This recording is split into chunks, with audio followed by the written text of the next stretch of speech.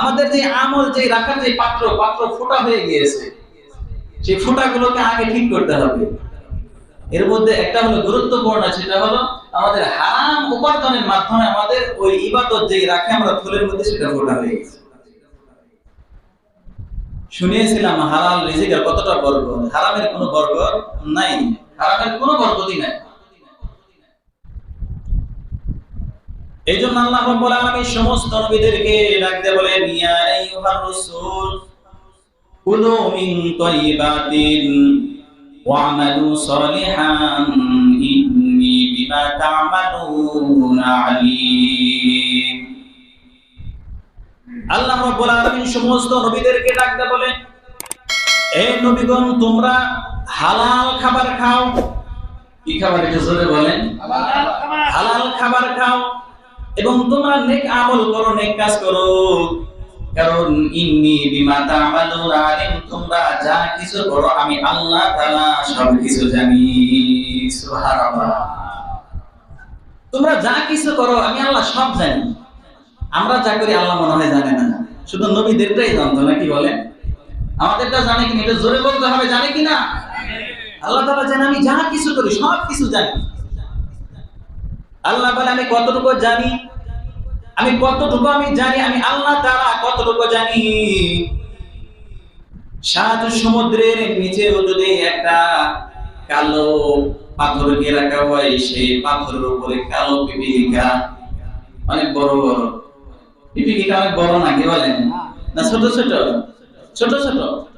আল্লাহ রাব্বুল আলামিন বলেন, ওই কালো পাথরের মধ্যে যদি একটা ছোট পিপীলিকা আসে হাঁটাচলা করে, আমি আল্লাহ তাআলা এতটাই শুনি, এতটাই দেখি, ওই পিপীলিকাকে দেখি এবং পিপীলিকার পায়ের আওয়াজটা পর্যন্ত আমি শুনতে পাই। সুবহানাল্লাহ। আল্লাহ তাআলা কত কিছু জানেন, কত কিছু শুনেন। এই আয়াতের থেকে আমরা একটা জিনিস শিক্ষা গ্রহণ করতে পারি, সেটা হলো হালাল রিজিক খাওয়া। ইবাদত করার ক্ষেত্রে হালাল উপার্জন করা, হালাল রিজিক খেতে হবে, তাহলে আমার ইবাদত করার আমি শক্তি পাবো। আমার যখন ইনকামটা হালাল হবে, আমার খাবারটা হালাল হবে, তখন আমি ইবাদত করতে পারবো, আমার ইবাদত করতে মজা লাগবে। কিন্তু আমার খাবার যদি হালাল না হয়, তাহলে আমি যত ইবাদত করি আমার মজা লাগবে না, আমার ভালো লাগবে না। হালাল রিজিক কতটা গুরুত্বপূর্ণ নবীজি সাল্লাল্লাহু আলাইহি ওয়াসাল্লাম আমাদেরকে বোঝানোর জন্য বলেন, যেই ব্যক্তি হালাল রিজিক উপার্জন করার জন্য কষ্ট করতে থাকে, আল্লাহ রাব্বুল আলামিন তার গুনাহগুলোকে মাফ করে দেয়। সুবহানাল্লাহ। শুধু তাই নয়, যারা পুরুষ আছেন স্ত্রীদের জন্য, সন্তানের জন্য কামাই করেন, নবীজি সাল্লাল্লাহু আলাইহি ওয়াসাল্লাম বলেন, এই যে হালাল কামাই করতে যায়, যেই পরিমাণ কামাই করে করে তার আত্মীয়-স্বজনদেরকে খাওয়াচ্ছে, এই টাকাটা আল্লাহ রাব্বুল আলামিন যাকাত দিলে যে পরিমাণ সওয়াব দিত, আল্লাহ রাব্বুল আলামিন তার আমলনামায় সওয়াব দিয়ে দেন। সুবহানাল্লাহ। শুধু তাই নয়, আপনি হালাল রিজিককে উপার্জন করতে যায়, যেই পরিমাণ সময় আপনি দিনের লাইনে দিতে পারলেন না, দিনের কাজ করার সময় পেলেন না, আল্লাহ রাব্বুল আলামিন ওই সময়টুকু নেকি করলে যেই পরিমাণ নেকি হতো, আল্লাহ তাআলা সেই নেকি লিখে দেয়। সুবহানাল্লাহ। হালাল রিজিক কতটা গুরুত্বপূর্ণ! শুধু গুরুত্বপূর্ণই না, হালাল রিজিক এটা আল্লাহ তাআলার একটা নিয়ামত। সুবহানাল্লাহ। জোরে বলেন। হালাল রিজিক এটা আল্লাহ তাআলার নিয়ামত। আল্লাহ তাআলা যাকে ভালোবাসে তাকে হালাল উপার্জন করার তৌফিক দেয়, হালাল রিজিক দিয়ে দেয়।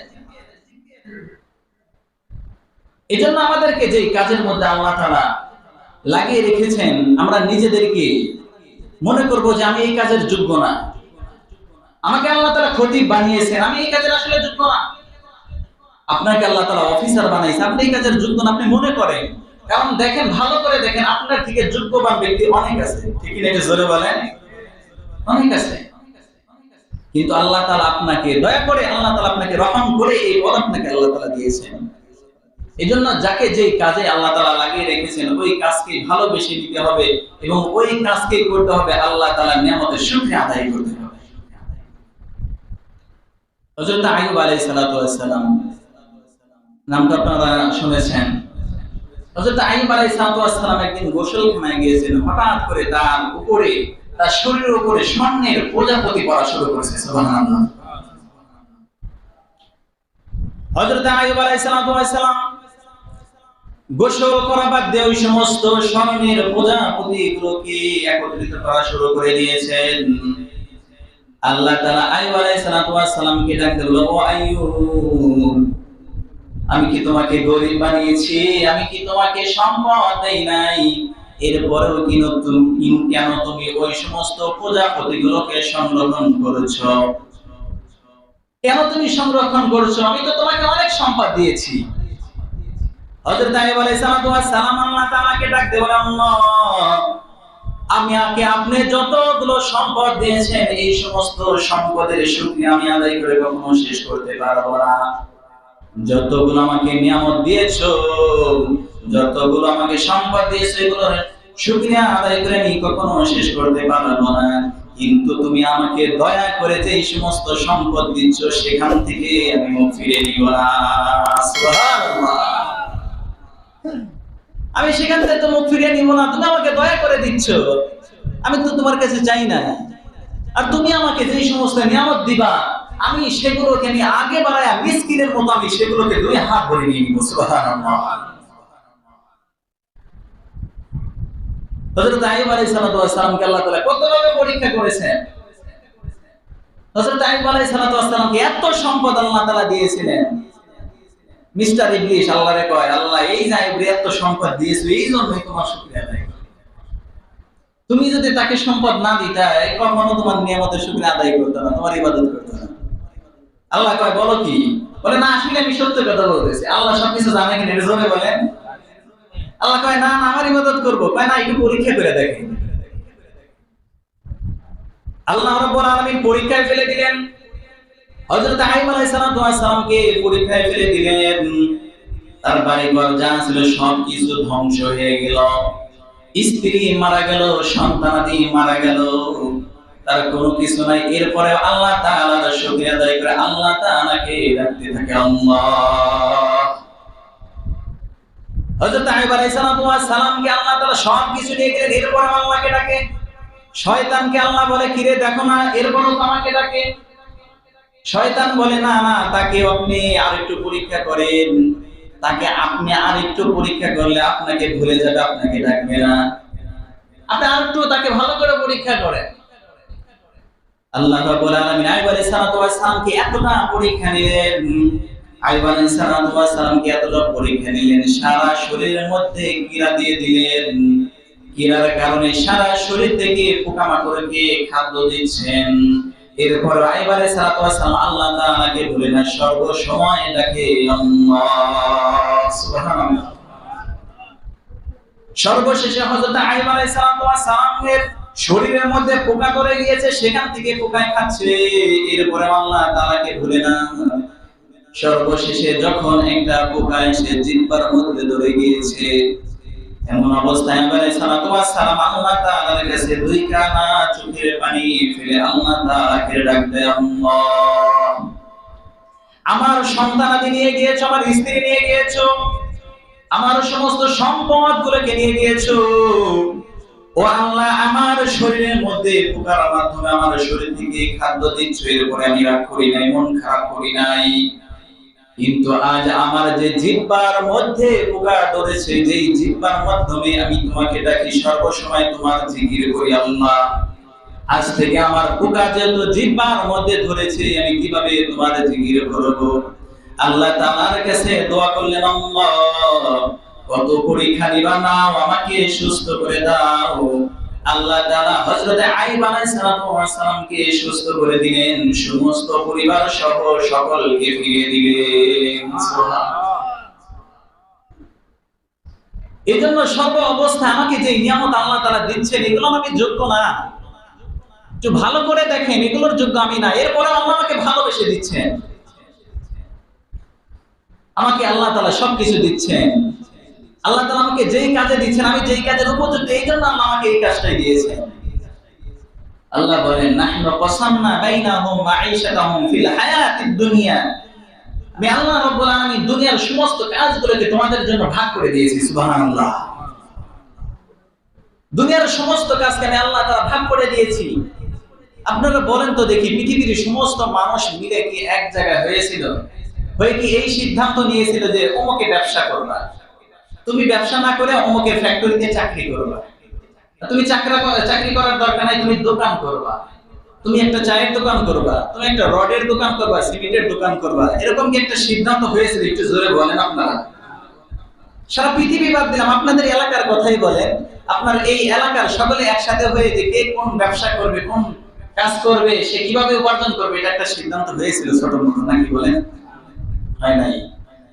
আল্লাহ রাব্বুল আলামিন বলেন, আমি আল্লাহ তাআলা ভাগ করে দিয়েছি, আমি আল্লাহ তাআলা এগুলোকে ভাগ করে দিয়েছি কে কোন কাজ করবে। আমি এর মধ্যে থেকে কিছু মানুষকে সেগুলো উপার্জন করার ক্ষমতা দিয়ে দিয়েছি, আর কাউকে আমি আল্লাহ তাআলা সেগুলোর প্রয়োজন দিয়ে দিয়েছি। যার কারণে একজন দেখবেন সে ব্যবসা প্রতিষ্ঠান খুলে বসেছে, আরেকজন আবার সে তার যোগ্যতা অনুযায়ী সেই ব্যবসা প্রতিষ্ঠানে চাকরি নিচ্ছে, ঠিক না বলেন একজন?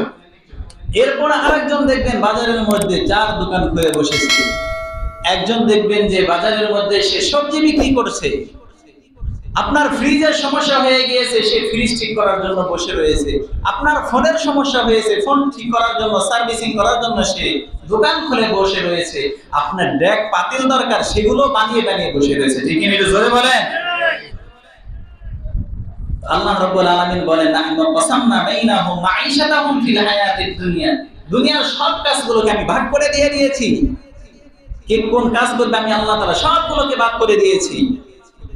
কারণ আমি আল্লাহ তাআলা যদি ভাগ না করে দেই, তোমাদের উপর দায়িত্ব দেই, তাহলে নেতা যেগুলো আছে সবগুলো এক একটা ফ্যাক্টরি খুলে বসবে, ঠিক না? একটু জোরে বলেন।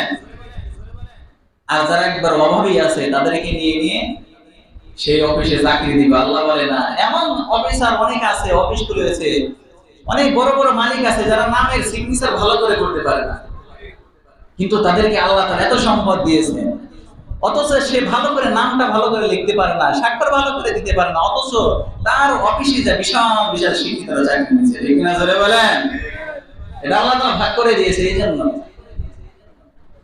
শুধু তাই নয়, আল্লাহ তাআলা বলে, আমি তোমাদের কাজগুলোকে ভাগ করে দিয়েছি। কাজগুলোকে ভাগ করার সাথে সাথে আমি সময়গুলোকে তোমাদের জন্য ভাগ করে দিয়েছি। 10 এবং 11 নম্বর আয়াতে আল্লাহ তাআলা বলেন, ওয়াজআলনাল লাইলা লিবাসা ওয়াজআলনান নাহারা মাআশা। সুবহানাল্লাহ বলেন। আল্লাহ বলেন শুধু কাজ ভাগ করে দেইনি, কাজের সময় ভাগ করে দিয়েছি। আল্লাহ বলেন, ওয়াজআলনাল লাইলা লিবাসা, আমি রাত্রকে আবরণ করে দিয়েছি, রাত্রকে ঘুমানোর জন্য দিয়ে দিয়েছি। ওয়াজআলনান নাহারা মাআশা, দিনকে দিয়েছি রিজিক উপার্জন করার জন্য।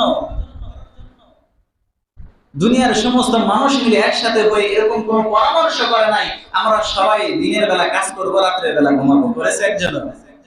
করে নাই। আল্লাহ বলেন, এটাও আমি ভাগ করে দিয়েছি। এখন আবার কেউ বলবেন, কেন রাত্রেও তো ডিউটি হয়, হয় কিনা? এটা জোরে বলেন। এই ডিউটি কি আল্লাহ দিয়েছেন না আপনি রওয়াক করছেন?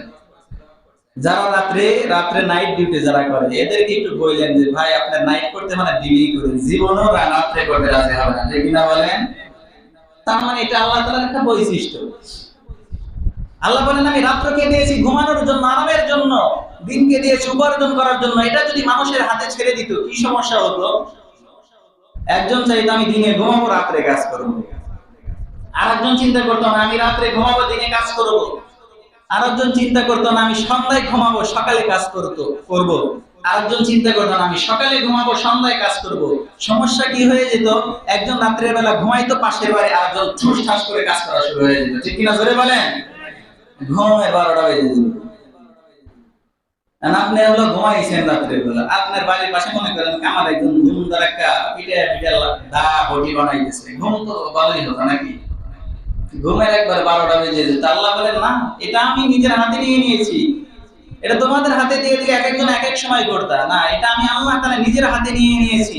এটা আমি আল্লাহ তাআলা ভাগ করে দিয়েছি, দিনকে দিয়েছি উপার্জন করার জন্য, রাতকে তোমাদের ঘুমের জন্য বানিয়ে দিয়েছি। সুবহানাল্লাহ। এই জন্য দেখবেন সমস্ত পশু পাখি যা কিছু আপনি বলেন, রাত আসলে অটোমেটিক চোখ আস্তে করে বন্ধ হয়ে যায়, হয় কি না? এটা জোরে বলেন। রাত্রের বেলা চোখ বন্ধ হয়ে যায়। আমরা দিনের বেলা ঘুমানোর চেষ্টা করলেও ঘুমানো কষ্ট, ঘুমাইতে পারবেন না, কিন্তু রাত্রের বেলা আপনি চেষ্টা করতে পারেন। আপনি দেখুন যারা রয়েছেন বসে রয়েছেন, অটোমেটিক ঘুম ধরে যায়। এটা আল্লাহ তাআলা ভাগ করে দিয়েছেন, এটা আল্লাহ তাআলা ভাগ করে দিয়েছেন। এই জন্য এই রিজিকের ব্যাপারে আল্লাহ তাআলার কাছে দোয়া করতে হবে। আজ আমরা মনে করি যে না, উপার্জন যতই করব, যদি আমি উপার্জন করতেই থাকি তাহলে বলা আমি অনেক কিছু করে ফেলবো। আপনি কখনোই সম্ভব না। আমি মাঝে মাঝে এই জন্য বলি, একজন মানুষ যে চাকরি করে তার 5 তলা 10 তলা বিল্ডিং করা তার সারা জীবনের ইনকাম দেওয়া হবে না। হবে যে বলেন? হবে না। যাকে আল্লাহ তাআলা বরকত দিয়ে দিবে, কোথা থেকে যে বরকত আসবে এটা বুঝতে পারবে না। এইজন্য রিজিকের জন্য আল্লাহর কাছে দোয়া করতে হবে। এইজন্য নবীজি আমাদেরকে একটা দোয়া শিখিয়ে দিয়েছেন। সকলে আমরা ওযুর পরে এই দোয়াটা করব। সকলে আমার সাথে বলেন, আল্লাহুম্মা গফিরলি, জোরে বলেন, আল্লাহুম্মা গফিরলি ওয়া ওয়াসিনি ফিদ দারি ওয়া বারিক লি ফি রিজকি। নবীজি সাল্লাল্লাহু আলাইহি ওয়াসাল্লাম বলেন যে এই দোয়া তোমরা ওযুর পরে করবা। আল্লাহুম্মা গফিরলি, আল্লাহ আমাকে ক্ষমা করে দেন। ওয়া ওয়াসিনি ফিদ দারি, আল্লাহ আমার বাড়ি ঘরের মধ্যে বরকত দিয়ে দেন। ওয়া বারিক লি ফি রিজকি, আমার রিজিকের মধ্যে বরকত দিয়ে দেন। সুবহানাল্লাহ। কারণ বরকত এই জিনিসটা আমরা বরকত এটা বুঝি না। আমরা মনে করি টাকা পয়সা অনেক হইলে মনে হয় বরকত হয়ে গেল। না, বরকত এটার নাম নয়। বরকত কাকে বলে? আপনার কোটি কোটি টাকা আছে, মনে করেন যে 5-6টা আপনার ব্যাংকে চেক আছে, টাকা অ্যাকাউন্ট আছে, আপনার টাকার অভাব নাই, এটাই কি বরকত? তো এই টাকার মাধ্যমে আপনি কতটুকু শান্তিতে আছেন, আপনার জীবনে কতটুকু শান্তি আছে, কতটুকু নিরাপত্তা আছে, আপনি কতটুকু সুস্থ আছেন। আপনার ব্যাংকে টাকা আছে, কোটি কোটি টাকা আছে, আপনার সম্পত্তি আছে, কিন্তু আপনার জীবনে শান্তি নাই। আপনার রাত্রে ঘুম হয় না, ঘুমের ওষুধ খেতে হয়। আপনার অসুখ বিসুখ সবসময় লেগেই থাকে, হসপিটালে দৌড়াদৌড়ি করতেই হয়। তাহলে এই যে টাকা পয়সা, এই টাকা পয়সা নিয়ে আপনার জীবনে শান্তি নাই, এটা বরকত নয়। কিন্তু আপনি সামান্য ইনকাম করেন, আপনি রাত্রের বেলা আপনার ওষুধ খাইতে হয় না, ঘুমাইতে দেরি হয়, মাগার ঘুম আসতে দেরি হয় না, আছে না নাই? জোরে বলেন। আপনি শান্তি, যেখানেই যান নিরাপত্তা একেবারে, আপনাকে কেউ জিগায়ও না ভাই কই যাইতেছে, শান্তিতে আছেন, এটার নাম হলো বরকত। আর এই বরকত আপনি কোটি কোটি টাকা দিয়ে আপনি কখনো কিনতে পারবেন না। সম্ভব? কখনো সম্ভব না। এই জন্য আল্লাহ তাআলার কাছে দোয়া করতে হবে।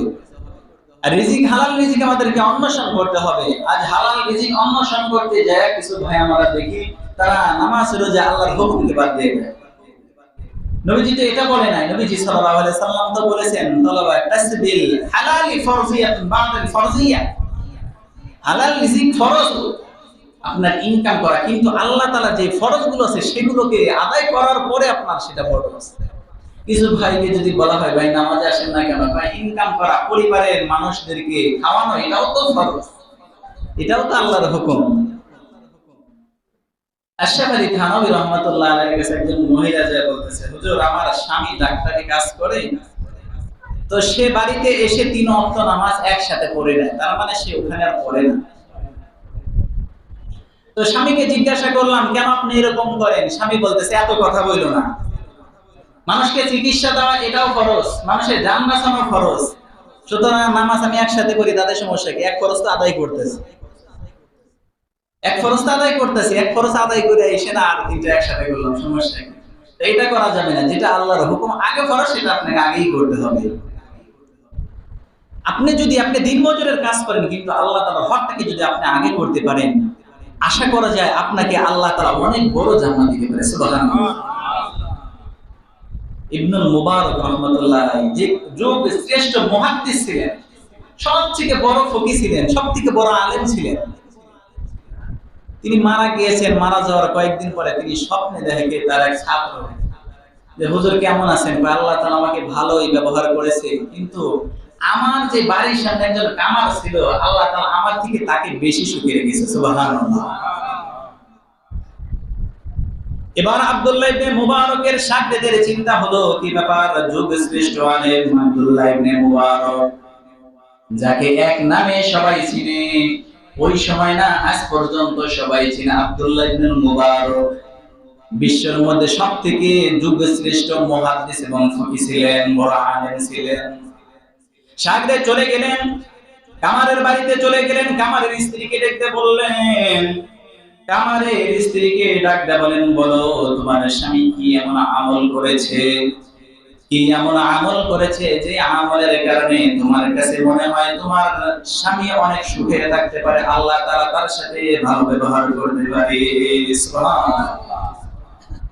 এবার স্ত্রী বলে, আমার স্বামীর আমি দুইটা কাজ দেখেছি, আমার স্বামী যেই কাজ করেছে এর মধ্য থেকে দুইটা কাজ আমি দেখেছি, এর মধ্য থেকে একটা কাজের ব্যাপারে আমি আশা করি। তাহাজ্জুদের সময় যখন হয়ে যেত, আব্দুল্লাহ ইবনে মুবারকের বাড়ি আমাদের বাড়ির সামনে ছিল। আব্দুল্লাহ ইবনে মুবারক যখন ওযু করে তাহাজ্জুদ নামাজের মধ্যে দাঁড়িয়ে যেতেন, আমার স্বামী বিচারা কামার ছিল, সারাদিন লোহা পেটানোর কাজ করত। এমন অবস্থায় আমার স্বামী তাহাজ্জুদের সময় উঠে দেখতো আব্দুল্লাহ ইবনে মুবারক নামাজের মধ্যে দাঁড়িয়ে গিয়েছে, তাহাজ্জুদ নামাজের মধ্যে দাঁড়িয়ে গিয়েছে। আমার স্বামী সারাদিন কাজ করার কারণে ক্লান্ত শরীরে তাহাজ্জুদ নামাজ পড়তে পারতো না। ওই দাঁড়ায়া দাঁড়ায়া আব্দুল্লাহ ইবনে মুবারকের তাহাজ্জুদ নামাজের দৃশ্যগুলো দেখতেন আর কান্না করতেন। আল্লাহ তাআলার কাছে বলতেন, আল্লাহ, ও আমার মালিক, আমাকে তুমি যদি এরকম সচ্ছল বানাইতা, আমি আব্দুল্লাহ ইবনে মুবারকের মতো নামাজে দাঁড়ায় যাইতাম। এবার দ্বিতীয় নাম্বার আমল হলো, স্ত্রী বলে, আমার স্বামী যখন লোহা পেটানোর কাজ করতো, কামারের কাজ করতো, এমন অবস্থায় যখন আযান দিয়ে দিত, আযান দেওয়ার সাথে সাথে যে হাতুড়িটা উপরে উঠিয়েছে লোহাকে বাড়ি দেওয়ার জন্য, যখন আমার স্বামী আযান শুনতো, আযান শোনার সাথে সাথে ওই তার যে হাতুড়ি ছিল পিছনের দিকে নিয়ে আর সামনের দিকে আনতেন না, বলতেন আল্লাহ তাআলার নামাজের জন্য, আল্লাহ তাআলার হুকুম পালনের জন্য ডাকে এসেছে। তিনি ওই হাতুড়িকে পিছনের দিকে ফেলে তিনি নামাজের জন্য চলে যাইতেন। সুবহানাল্লাহ। শাগরে দিবার বলতেছেন যে, হে, এই দুইটা আমলের কারণে, এই দুইটা আমলের কারণে যোগ সৃষ্ট যে আব্দুল্লাহ ইবনে মুবারক, তার থেকে বড় শান্তিতে আল্লাহ তাআলা আমাদেরকে রেখেছেন। সুবহানাল্লাহ। এইজন্য ভাই আমরা মনে করব না কি আমি কোন অবস্থায় আছি, হতে পারে আপনার ছোট আমল আল্লাহ তাআলার কাছে প্রিয় হয়ে যেতে পারে। এইজন্য আমাকে একমাত্র আল্লাহ তাআলার জন্য কাজ করতে হবে। আমি কোন অবস্থায় আছি সেটা বড় কথা না, আমি গার্মেন্টসে চাকরি করি না, আমি রিকশা চালাই, সেটা বড় কথা না। কথা হলো আমার আমল কার জন্য হচ্ছে, আমি কতটুকু আল্লাহর জন্য করতে পেরেছি। ইমাম সাহেব, খতিব সাহেব একক তো নামাজও সে তাকবীর উলা ছাড়া পড়ে না, কিন্তু আমি নামাজ আদায় করি ঠিক, কিন্তু এত ইবাদত করতে পারি না। আশা করা যায় আপনার ইবাদতকে আল্লাহ কবুল করে নিন। এইজন্য মুহতারাম হাজিরিন ভাইয়েরা আমার, যেটা আমি বললাম হালাল, এক নাম্বার হলো আমাদের হালাল রিজিক খেতে হবে। আমি সর্বপ্রথম আলোচনায় চলে যাচ্ছি। আমি বলেছিলাম দুইটা জিনিস মানুষের আল্লাহ তাআলা দুইটা চাহিদা দিয়ে দিয়েছেন, একটা হলো যৌবনের চাহিদা, আর একটা হলো পেটের চাহিদা। পেটের চাহিদা এটা আমরা বুঝি, যৌবনের চাহিদা আমরা বুঝি না। বুঝি বলেন? একটা মানুষ, আমি সংক্ষিপ্ত আলোচনা করতেছি, একটা মানুষ সাবালক হয়, একটা মানুষ যদি ছেলে হয় সে 15 বছর হলেই সে সাবালক হয়ে যায়। একটা মেয়ে সে 15 বছরের আগে সে সাবালক হয়ে যায়, কিন্তু আমরা যারা পিতা আছি তারা আমরা এই ব্যাপারে খোঁজ খবর রাখি না। আমার সন্তান যে সাবালক হয়ে যাচ্ছে এদিকে আমাদের কোনো খোঁজ খবর থাকে না। একজন জিগায়, বলো দেখি, ভোটের বয়স 18 বছর, বিয়ের বয়স 21 দিবে কেন? কি বলেন? বলে ভোটারের বয়স 18, বিয়ের বয়স 21 কেন? আরেকজন বলতেছে, আরে জানো না তুমি, আরে রাষ্ট্র চালানোর থেকে বউ চালানো কঠিন, এই জন্য বউয়ের বয়স দিয়েছে, বিয়ের বয়স দিয়েছে 21 আর ভোটের বয়স দিয়েছে 18। আসলে কি বাস্তবে এটা আমাদের সমাজের আমরা অন্যরকম করে ফেলেছি। একটা কথা সবসময় মনে রাখবেন, আপনার সন্তান সাবালক হওয়ার পরে যদি সে গুনাহ করে, সে যদি গুনাহ করে, তার যে যৌবন আল্লাহ দিয়েছে, যৌবনের কারণে সে যদি গুনাহ করে, তাহলে আপনি পিতা হয়ে এই গুনার দায়িত্ব আপনার উপরে আসবে। আজ আমরা পিতা মাতা এটা চিন্তা করি না, বয়স হয়ে যাচ্ছে 30-32 বছর। চিন্তা করেন আপনি একদিন সারাদিন 3 বেলা না খেয়ে থাকতে পারেন না, আপনার সন্তানের বয়স হয়ে যাচ্ছে 30 থেকে 32 বছর বয়স। সে 15 বছরে যদি সে সাবালক হয়ে থাকে, সে 32 বয়স হয়ে যাইতেছে, তার 17 বছর কিভাবে পার করবে সে? আচ্ছা, আমরা এদিকে আমরা খেয়ালও করি না। আজ আমাদের সন্তানদের আমরা মনে করি আমাদের সন্তান নিজের পায়ে দাঁড়ায়, আর সন্তানে বলে যে সন্তানকে কেন বিয়ে দিচ্ছ না? বলে সন্তান তো কামাই করে না। কামাই করে না এই জন্যই তো বিয়ে দেওয়া দরকার, ঠিক কিনা? জোরে বলেন। কারণ আপনার সন্তান কামাই করে না, এই অবস্থায় যদি তাকে বিয়ে করে দেন, সে চিন্তা করবো আমার তো এখন স্ত্রী আছে, এতদিন নয় বাপের কাছ থেকে নিয়ে এনে খাইতাম, এখন কার কাছ থেকে নিয়ে? আমার স্ত্রীকে কোনো জিনিস দেওয়ার দরকার হলে তাকে তো আমাকে দিতে হবে। এতদিন সে পিতার উপরে নির্ভর করেছে, সে এখন বলবো না আমার নির্ভর করা যাবে না পিতার উপরে, সে নিজে কামাই করবে। কিন্তু আজ আমরা শিক্ষা সার্টিফিকেট অর্জন করতে করতেই চলে যায় আমাদের 30-32 বছর। ইসলাম কি আপনাকে নিষেধ করেছে যে সার্টিফিকেটের পরে আপনার শিক্ষা গ্রহণ করা যাবে না, বিয়ের পরে শিক্ষা গ্রহণ করা যাবে না, এটা কি নিষেধ করেছে বলেন? আমরা কাদেরকে আজকে ফলো করি বলেন?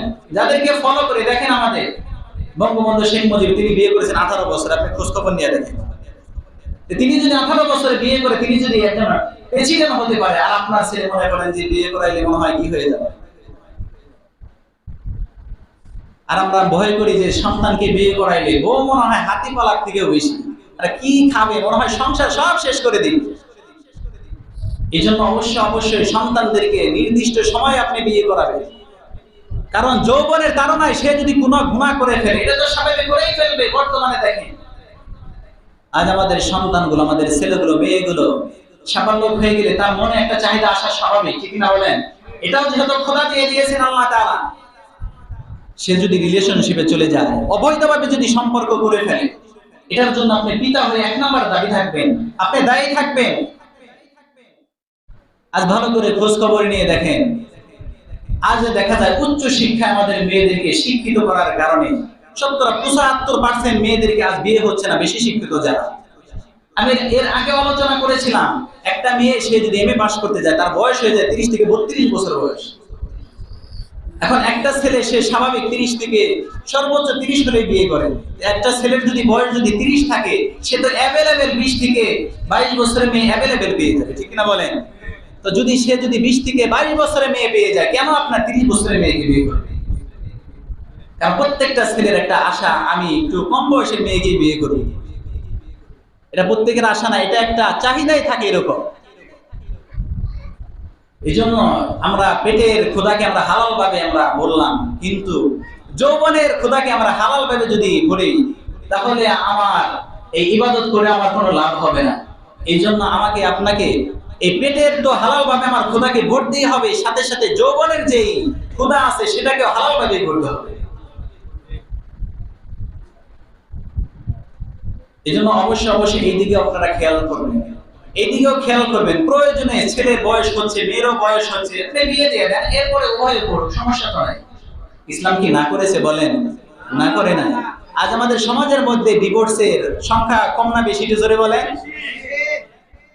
ডিভোর্সের সংখ্যা বেশি, পরকীয়া বেশি হচ্ছে। এর কারণ কয়েকটা আছে। নবীজি সাল্লাল্লাহু আলাইহি ওয়াসাল্লাম বলেছেন, তুনকাহুল মারআতা লিআরবাইন, তোমরা 4টা জিনিস দেখে মেয়েদেরকে বিবাহ করবা। এটা তো আমরা আজকে একজনও জানি না। কয়টা দেখে মেয়ের দিক থেকে যে মেয়েদেরকে বিবাহ করতে হয়, এটাও আমরা জানি না। 1 নাম্বার নবীজি সাল্লাল্লাহু আলাইহি সাল্লাম বলেন যে 1 নম্বরে তার মাল দেখে, সম্পদ দেখে বিয়ে করবা, 2 নম্বরে বংশ দেখে বিয়ে করবা। আজ আমাদের বংশ হয় বলেন? আমরা বংশ দেখি না। 3 নম্বরে নবীজি বলেন তার সৌন্দর্য দেখবা, 4 নাম্বার তার দিন দেখবা। কিন্তু তোমরা দিনের দিকে কি বেশি প্রাধান্য দিবা? আজ আমরা দিনের দিকেও প্রাধান্য দেই না, আমরা বংশের দিকেও আমরা প্রাধান্য দেই না। আমরা মনে করি সুন্দর হলেই সেখানে না জানি কি হয়ে গেলাম, যার কারণে দেখা যায় তার মধ্যে দিন না থাকার কারণে, তার মধ্যে ইসলামের সঠিক দিন না থাকার কারণে, জ্ঞান না থাকার কারণে বাড়িতে এসে মারামারি শুরু হয়ে যায়। আর মাশাআল্লাহ মনে করেন স্টার জলসার যে বাংলার যে চ্যানেলের, এটা তো আছে, ঠিক কিনা বলে? এর মধ্যে কোনোদিন ভালো জিনিস আমার মনে হয় না। এটার মধ্যে আছে শুধু বউ শাশুড়ি কিভাবে মারামারি হয়, ঠিক কিনা? এটা জোরে বলেন। বউ দেখতেছে, শাশুড়িও দেখতেছে একসাথে, তাহলে কি শিখতেছে মারামারি কিভাবে। আর দিন যদি আপনার কি বৌমার মধ্যে থাকে, সে চিন্তা করবে আমার শ্বশুরে কিভাবে খেদমত করতে হবে, স্বামীর কিভাবে খেদমত করতে হবে, স্ত্রী কিভাবে, আমার যে শাশুড়ি আসে তারা কিভাবে খেদমত করতে হবে, সেটা তো আমরা প্রাধান্য দেই না। বংশের দিকেও প্রাধান্য দিন। এই জন্য একটা প্রচলন, একটা কথা আছে, জাতের মেয়ে কালো ভালো, ঠিক কিনা? জোরে বলেন। জাতের মেয়ে কালো ভালো একটা প্রচলন আছে। এই কারণেই আজ আমাদের পিতাদেরও দেখতে হয় না, মাতাদেরও দেখতে হয় না, যার বিয়ে সেই করে নিয়ে আসে, কয়েকদিন পরে লাগে মারামারি, ডিভোর্স। এই জন্য অবশ্যই আমি বিস্তারিত আলোচনা করতে পারলাম না, যদি সুযোগ আলোচনা করবো ইনশাআল্লাহ। আমাদের যাদের সন্তানের বিয়ের বয়স হয়েছে অবশ্যই বিয়ে দিব। ছেলে হলেও তাকে বিয়ে করাবো, মেয়ে হলেও তাদেরকে বিয়ে দিব। আর যদি বিয়ে যদি আমরা না দিই, তারা যদি অবৈধ কোনো সম্পর্কে যদি লিপ্ত হয়ে যায়, অবশ্যই পিতা মাতার উপরে এই দায়িত্ব আপনার নিতে হবে। আল্লাহ তাআলা আমাদের সকলকে, আমাদের সন্তানের, আমাদের সকলকে হালাল রিজিক খাওয়ার তৌফিক দান করুন, সকলে বলে আমিন। আমাদের যে আমলের যে রাখার যে পাত্র আছে সেটা ফোটা হয়ে যাচ্ছে, সেটাকে সঠিকভাবে ভালো রাখার তৌফিক দান করুন, সকলে বলে আমিন। আর জোরে বলেন আমিন।